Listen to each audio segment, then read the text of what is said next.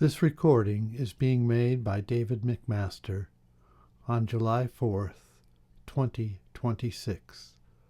on the 250th anniversary of the signing of this document, the Declaration of Independence. In Congress, July 4th, 1776. The unanimous Declaration of the 13 United States of America.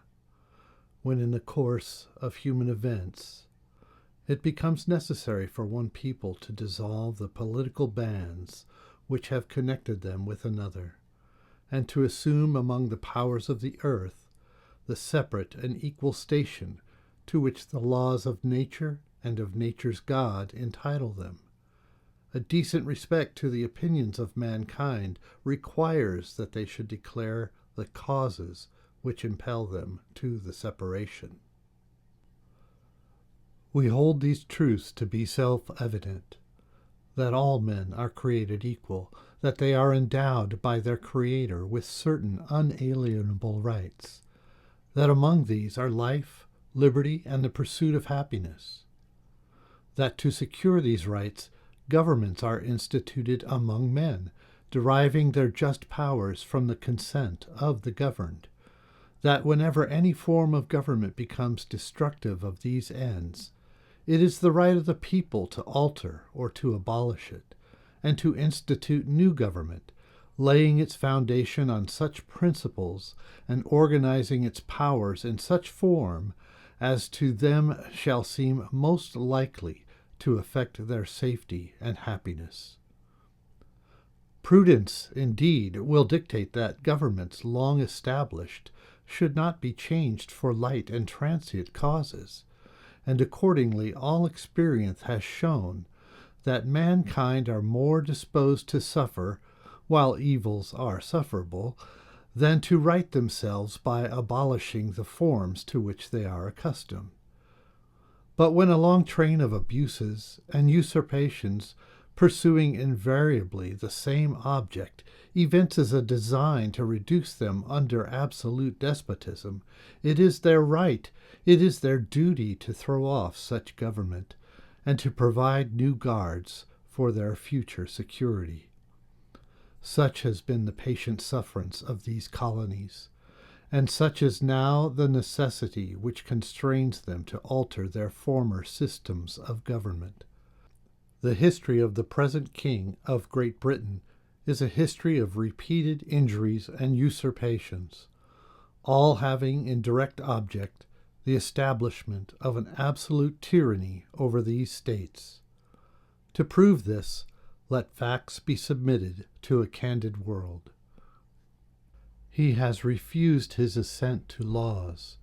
the most wholesome and necessary for the public good.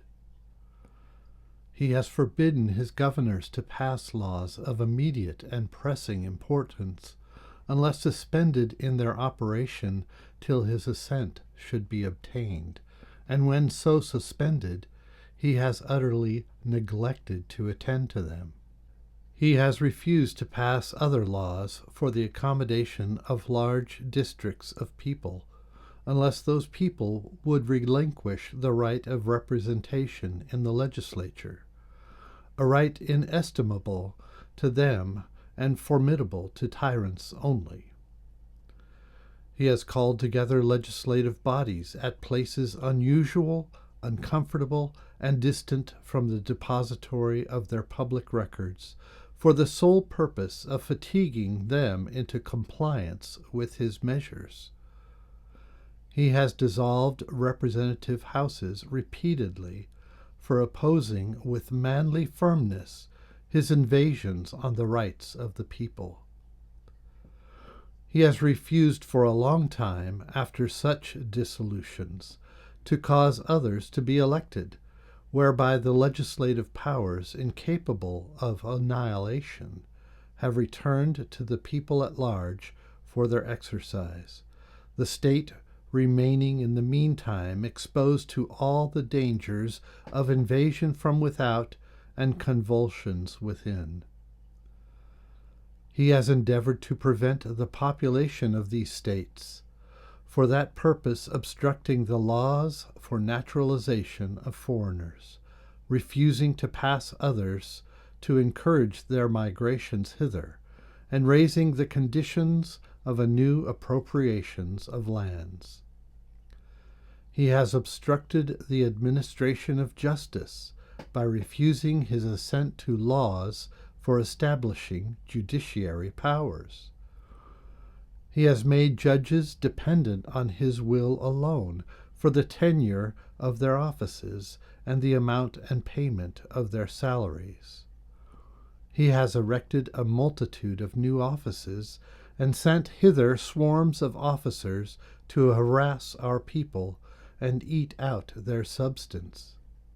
He has kept among us in times of peace standing armies without the consent of our legislatures.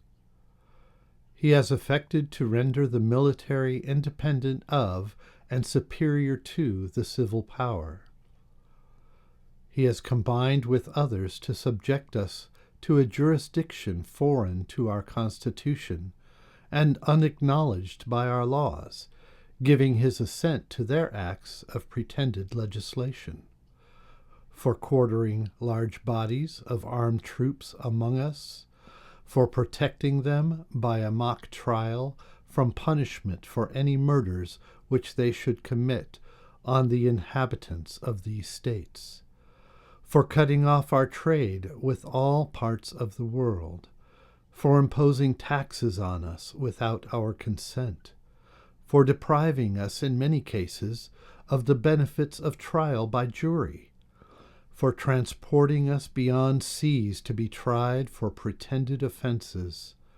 for abolishing the free system of English laws in a neighboring province, establishing therein an arbitrary government, and enlarging its boundaries so as to render it at once an example and fit instrument for introducing the same absolute rules into these colonies,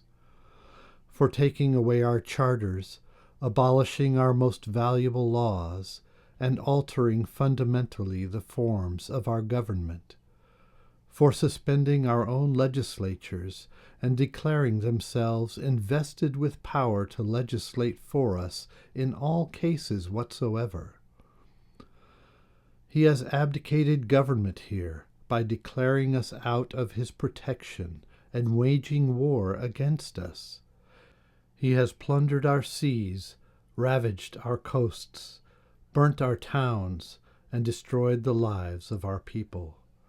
He is at this time transporting large armies of foreign mercenaries to complete the works of death, desolation, and tyranny, already begun with circumstances of cruelty and perfidy scarcely paralleled in the most barbarous ages, and totally unworthy the head of a civilized nation. He has constrained our fellow citizens taken captive on the high seas to bear arms against their country and to become the executioners of their friends and brethren, or to fall themselves by their hands. He has excited domestic insurrections among us, and has endeavored to bring on the inhabitants of our frontiers the merciless Indian savages, whose known rule of warfare is an undistinguished destruction of all ages, sexes, and conditions. In every stage of these oppressions, we have petitioned for redress in the most humble terms. Our repeated petitions have been answered only by repeated injury. A prince, whose character is thus marked by every act which may define a tyrant, is unfit to be the ruler of a free people. Nor have we been wanting in attentions to our British brethren. We have warned them from time to time of attempts by their legislature to extend an unwarrantable jurisdiction over us. We have reminded them of the circumstances of our emigration and settlement here. We have appealed to their native justice and magnanimity, and we have conjured them by the ties of our common kindred to disavow these usurpations, which, would inevitably interrupt our connections and correspondence. They too have been deaf to the voice of justice and of consanguinity. We must, therefore, acquiesce in the necessity which denounces our separation, and hold them, as we hold the rest of mankind, enemies in war, in peace, friends. We, therefore, the representatives of the United States of America in General Congress, assembled, appealing to the Supreme Judge of the world for the rectitude of our intentions, do, in the name and by the authority of the good people of these colonies, solemnly publish and declare that these united colonies are, and of right ought to be, free and independent states, that they are absolved from all allegiance to the British Crown, and that all political connection between them and the state of Great Britain is and ought to be totally dissolved, and that as free and independent states they have full power to levy war, conclude peace, contract alliances, establish commerce, and to do all other acts and things which independent states may of right do. And for the support of this declaration, with a firm reliance on the protection of divine providence, we mutually pledge to each other our lives, our fortunes, and our sacred honor.